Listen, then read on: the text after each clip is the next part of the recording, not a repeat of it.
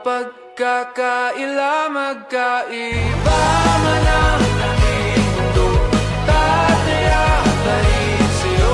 Saan man mapadpad, madala o malipad, magkalayo man ang ating mundo, tataya pa rin sa'yo.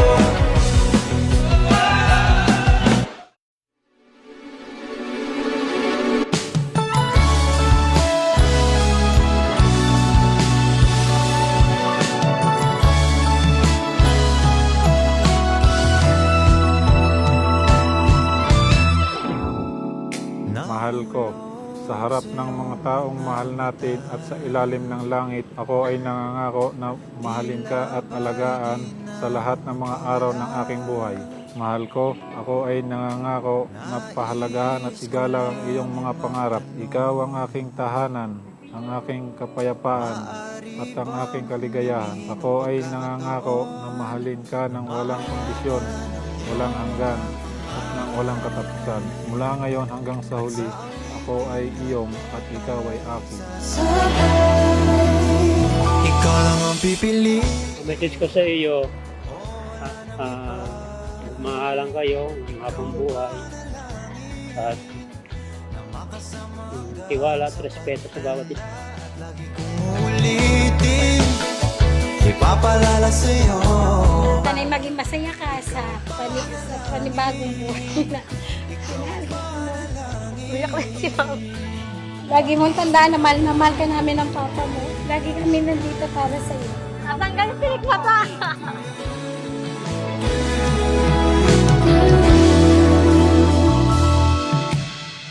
Kaya ako nagustuhan si Jed kasi sobrang bait niya talaga. Since 2019, magkakilala na talaga kami. Kaya yung ugali ba namin, parang kilala na po talaga namin yung isa't isa, kung ano yung toyo ng bawat isa. Pero makikita ko siya na isang mabuting asawa at future daddy po ng mga anak, magiging anak po na. Bituin ay aaminin na ang tunay na pagtingin at hawakan ng iyong mga kamay.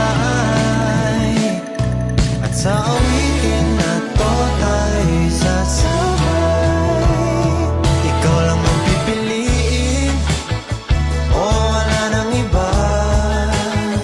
Ikaw ang panalangin na makasama hanggang sa pagtanda at lagi kong uulitin. Kailangan yung respeto sa isa't isa. Dahil magiging kasama, magiging asawa mo siya habang buhay, kailangan ipakita ng bawat isa ang respeto. Kailangan rin yung pagtitiwala, yung trust, tiwala sa isa't isa.